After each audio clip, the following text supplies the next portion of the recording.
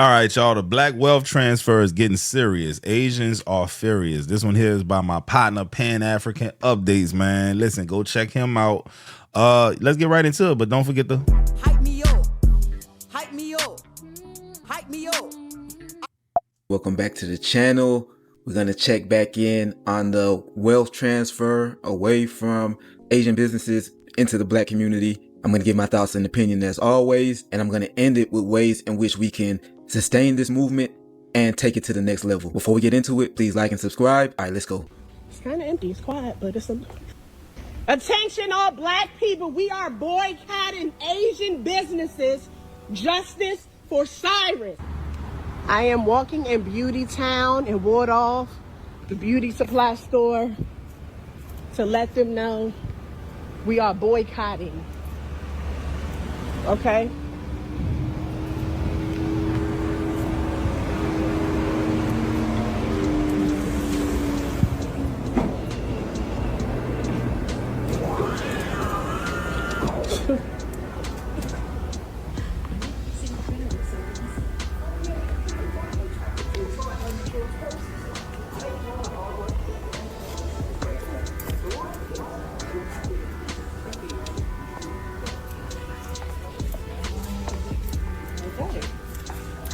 Wow, it's kind of empty. It's quiet, but it's a few people in here. Attention all black people. We are boycotting Asian businesses.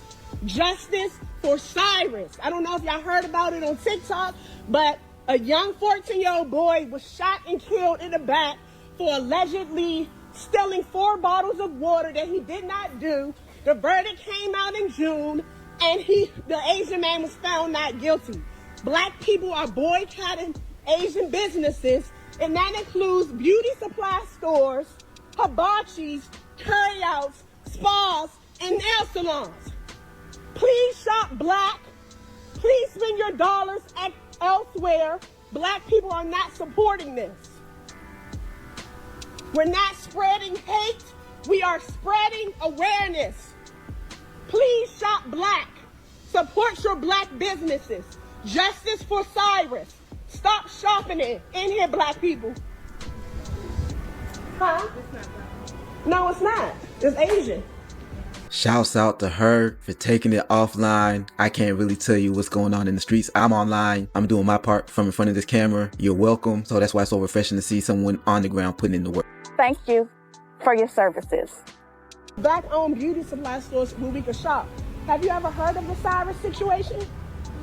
Cyrus Belton, shot in the back by an Asian. We are not supporting Asian businesses. Y'all can do what y'all want, but I'm just spreading the word. It's all on TikTok. We're not supporting Asian businesses due to the murder of Cyrus Belton that occurred in South Carolina, which a 14-year-old boy was shot in the back by an Asian man. The verdict came out not guilty. We're boycotting Asian businesses. They do nothing for our communities. Nothing at all. We're boycotting Asian stores because an Asian store owner recently just offed a black kid, and this is the most stupidest thing ever. This is one of the most racist things you can ever do, and it's coming from black people, and I'm very disappointed, right? Because you guys gone through the most struggle in racism, so I thought you would be more understanding about not turning things to racist issues immediately. But here it is. You see a Chinese guy or just an Asian guy do something bad to a black guy, and you automatically start boycotting and stereotyping and grouping in all the other Asians. What the hell kind of logic is that? We do not associate with the guy. Have you seen a single Asian person, glorifying or saying that guy, he did it, he did the right thing, that black kid deserved to have that happen to him? No. Who is supporting him? No one is supporting him. If the Chinese community was supporting that Chinese guy or Asian guy, then I would understand you're boycotting everyone. But literally no one is supporting him. We're all condemning him. Show me one person who's supporting that Asian store owner. What are we doing? Why are you becoming more racist? Why are we fighting racism with racism? This is the most. Ain't nobody heard you speaking out, during the trial saying, yeah, this is wrong. We don't agree with this. What he did was messed up. Us Asians need to really have a conversation with each other so that we can figure out how us blacks and Asians can get along, because we're in each other's mix all the time. Like, you can't go to an African-American community and not see a lot of Asian stores, but we didn't hear y'all talking like that. For the most part, you had some think pieces by a few people, but by and large, nah, y'all are trying to talk shit after people are stop doing business with you. stupidest thing ever, bro. If anything, this is raising racial tensions between blacks and Asians. This is the most stupidest. You're just setting everyone back. This is so stupid. Please do not do this, okay? I understand that, that black kid did not deserve to have that happen to him, all right? And I agree. We all agree on that. Every Chinese person or Asian person, I can, probably agree for them on their behalf, okay? We all, saying, that Asian guy did not, saying he's a bad person, he deserves to go to jail for a long time. We all agree on that. There's no need for you to start boycotting and become racist to other Asian stores because of this one singular incident. Are you stupid? What? If you see, your black friend doing this, genuinely please explain to them and calm them down because this is not the right way to, combat racism. Are we stupid? Wow. Y'all notice they are always scolding us. They really see themselves as above us, and coming to the table, realizing that we have leverage does not seem to cross their minds. Out of all people, I figure Asians would be able to put 2 and 2 together. 2 + 2 is 4. -1, that's 3. Quick maths. Talking down on us, disrespecting us, belittling us. It's bad for business. I see this is a lesson that's going to have to be drilled into them. Wax on, right hand. Wax off, left hand. All in wrist. Wrist up, down. Yo, this boycott might be the wake-up call that Asian people really needed.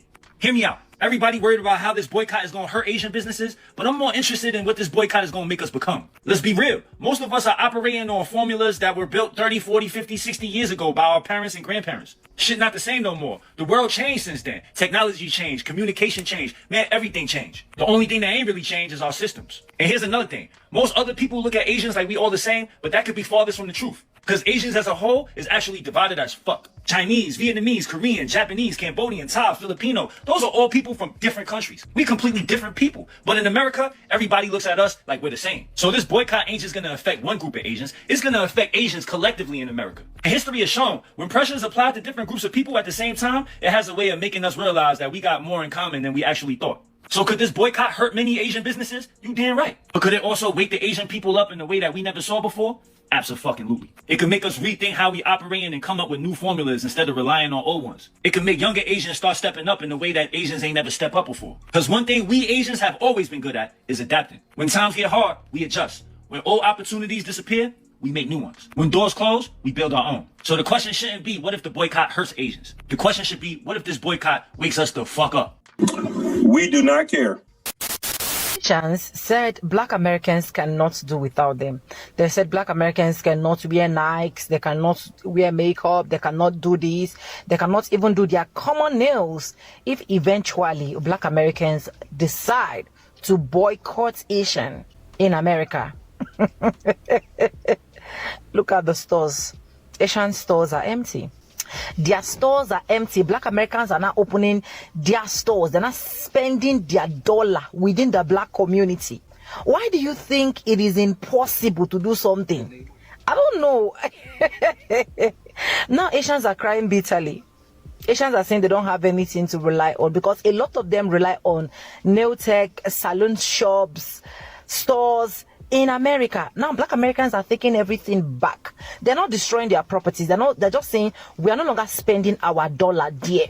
We are going to be spending it in the black community. They never even starts. Asians are crying already. Don't ever underestimate the power of any ethnicity, honestly. Follow for more, Jerry. I don't understand how the most educated group of people, Asians, can't figure out why black Americans are trying to boycott their businesses. It's so crazy. Hey, I ain't gonna lie, homie made sure we see them nails, dog. God damn it. hey, listen. He wanted to make sure that was the focal point, goddamn it. Golly, boy. What? That Asians think black Americans are doing this to get back at us, or that this is a generalization of all Asians, that we are all racist like Rick Chow. The boycott is pent-up frustration from years of black Americans dealing with Asian-owned businesses and constantly getting racially profiled, followed, and the overall lack of respect that they have to deal with, even though they are these businesses' said main customers.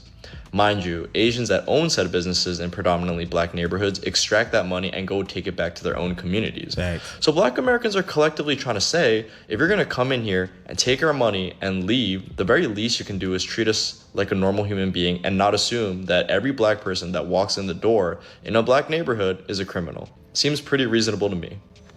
Yo, what's up with the fingernails? And what's up with that knuckle right there? That ring finger knuckle, boy, that bit's swollen. It looks inflamed. That's inflammatory. What y'all on, Gen Z? Anyway, out of all the Asians, I think he is the closest. However, he's still not there. He doesn't get that it's permanent. This is irreversible. We are moving full steam ahead with no looking back. Spaceships don't come equipped with rear view mirrors, they dip. To the Asian man who challenged all black people to boycott all Asian businesses, I'd like to say thank you. We haven't seen a level of unity and camaraderie this large since probably George Floyd. I'd like to thank you from the bottom of my heart. I don't know if black people would have ever gotten to this point where we all unified under one singular movement this way. Like, it is powerful. The Asian people are starting to feel the effects of what you have done. This is impacting your people more than it's impacting my people. We are uniting against this. You have destroyed Asian businesses. That's you. You did that. And I'd like to thank you for getting my people to work together on something like this. This means the world to me. And to the Asian people who are hurting because of the decisions and the words that this person has said, you know who to come for. He did this to you, not us. He said we don't want you guys. So we said, okay. Yes, I thanked them. I thanked them when they first said it. Go to the bank. Hey, man, you know what's interesting though, bro? If the black community started operating under like the accounting principles, meaning every dollar in versus every dollar out being accounted for, and paying yourself first, then we wouldn't even really be having to need this conversation, bro. You know what I'm saying? We'd be self-sufficient, you know? Like, I live in a black part of town. If all of the businesses here were black owned, we wouldn't have to go to Metairie. We wouldn't have to go to Kenner, Slidell, and spend our money in white parts of towns where the dollars are not going to recirculate, dog. It doesn't make sense from an accounting standpoint. And then what if all of the black people, the majority of the black people that live in my community worked in my community?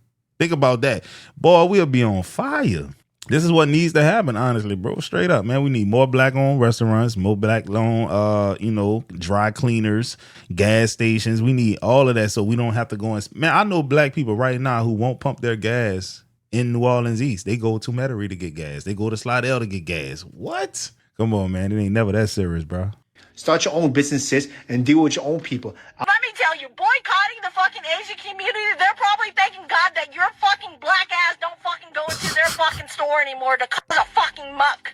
I want us to take this opportunity to thank this lady and gentleman. We're thanking them for saying what they said in English, online and out open for all of us to hear. Now, me personally, enough is enough. I accept their challenge and I want all of us to do the same. I was like, I'm glad they said this. They came out and said the quiet part out loud and maybe this will do something. And it did.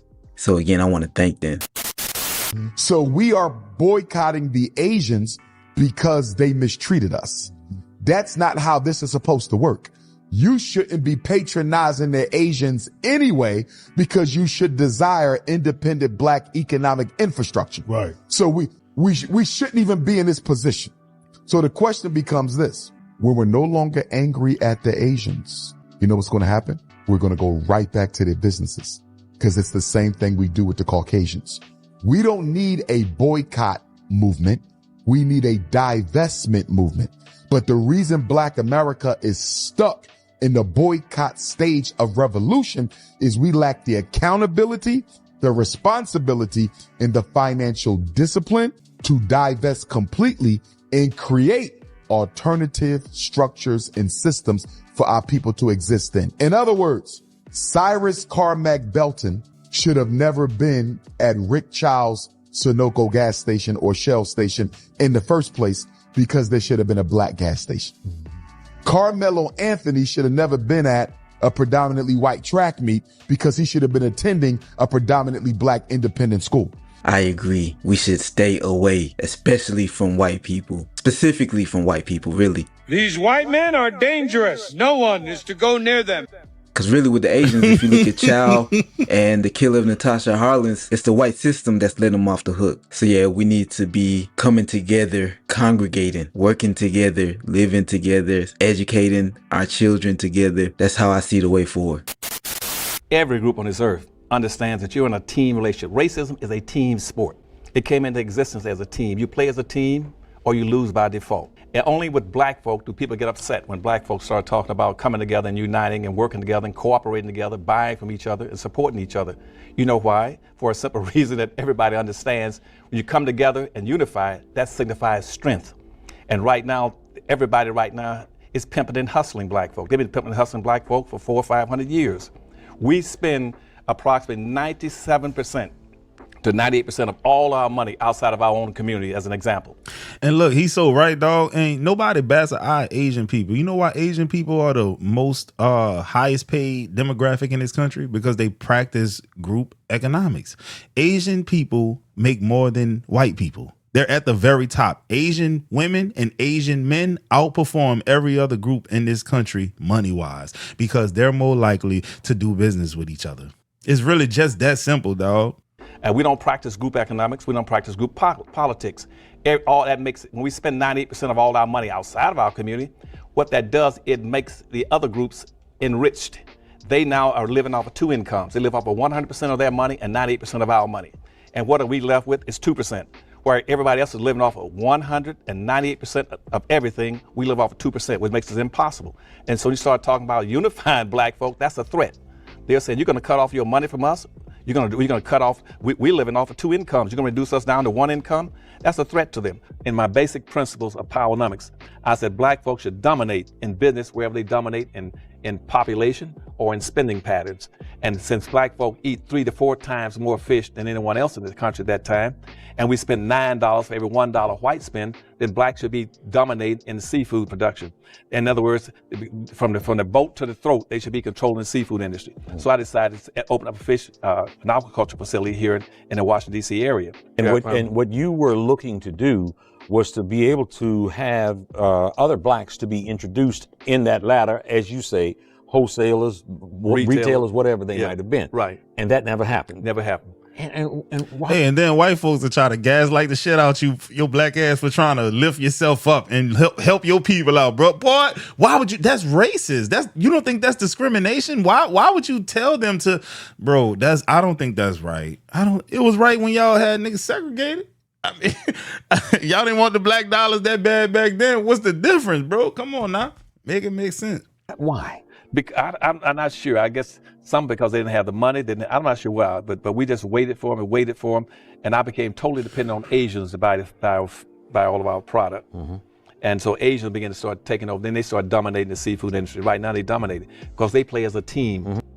But black folks should be heavily engaged because they're the major eaters of seafood. You go to any seafood restaurant, a large, significant number of people are going to be black folk. But unfortunately, now Asians are pretty much locked down the seafood industry in this this country now. I was the only one that was out there doing it in a significant degree. Facts. But again, I could not set up the distributorship that I wanted in warehousing, wholesaling, and retailing across the country for black folk. Hey, bro, hold up though, man. He not lying for the simple fact I live in New Orleans, and all of the Asian spots, all of the seafood spots are Asian owned. Watch this: Cajuns, Cajun Tony's, Reed Seafood, Michoud Seafood, Louisiana Pride. I can't think of a black owned seafood restaurant in New Orleans East. I can't think of not one, bro. I'm dead ass serious. They got Deanie's on Haynes, and I don't even know if that's probably a white owned spot. What are the Asians? Man, look, they got the little buffet little spot on Bullet. That's another Asian spot, like right there by their brother's chicken. Bro, they don't got no black. He ain't lying. Asians dominate the seafood. If you go in the city, dog, Cajuns on Claiborne. Come on, man. Let's make it make sense, bro. Included this clip for 3 reasons. One is Dr. Claude Anderson. He is the godfather of black group economics, aka Powernomics. And at this moment in history, everybody should be looking into his work, because this is something that he's been preaching for at least 30 years, 40 years, if not longer. The second reason why I included this clip is, of course, this is another area in which the black dollars are leaving our community and going into the Asian community. But the main reason why I included this clip is because what he's talking about with the fishing industry, about retailing and restaurants from the boat to the throat, is vertical integration. And this is something that black businesses struggle with. Or should I say, this is one of the reasons why individual black businesses struggle, is because of a lack of vertical integration. So there's two sets of integration. One you often see us placed in, which is horizontal integration, and one we need to strive to achieve, which is vertical integration. A good example of vertical integration is Coca-Cola. They own the beverages, all of the beverages. So they're at this level. This is where they stay, at the distribution level of their beverages. They try to stay away from the production and they stay away from the retail. There aren't really any Coca-Cola stores. So they're not vertically integrated. They're horizontally integrated across the beverage industry. A good example of vertical integration is Apple. They design the software and the hardware.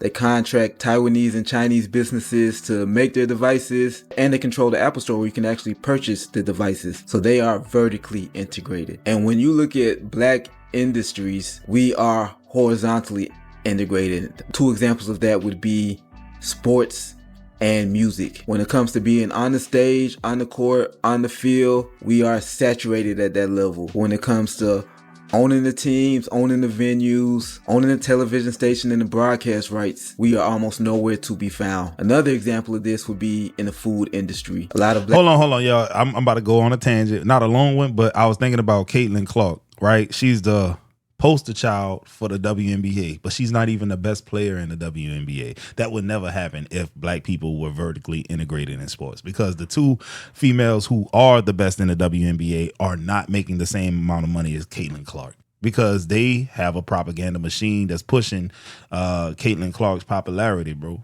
And that other girl that's kind of, I forget her name, but they're not even the best players in the league right now. That doesn't happen for the most part when it comes to the NBA. You know, I've never seen Michael Jordan undersell jerseys and shoes to a white counterpart. I've never seen no shit like that before. Not no Larry Bird. Nobody was outselling Jordan because he was the best. And you can't hide the best in sports because the metrics show who's the best. We can see you dominating right in front of us. Ain't no backdoor deals being made, no payola, no nothing. If you put that ball in the hoop better than everybody else, we can see it. Therefore, you should be the one getting all the bread. But with the WNBA, that's confusing, bro. But it would never happen if we was vertically integrated. Black people, we tend to have restaurants, but we don't have the farms and the wholesalers supplying the restaurants. So with this wealth transfer, with this blackout, we need to focus on being vertically integrated. And I'll let these two young men explain why that's so important. Well, we could study America. They took cotton and made billions and trillions of dollars. To your point, cotton was first for them, but that wasn't the end.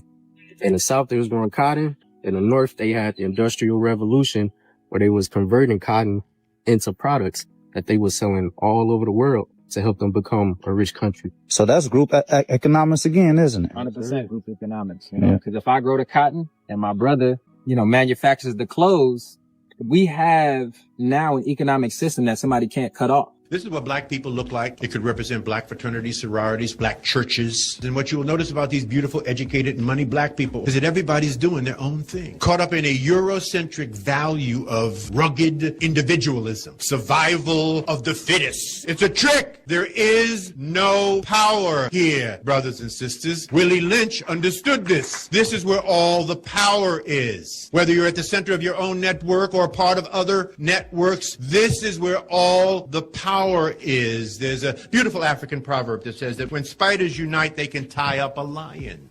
Yeah, man. Shout out to my dog for putting this masterpiece together, man. I hope y'all enjoyed the video. I hope y'all learned something, man. I'm going to get at y'all on the next one. Hype me up. Hype me up.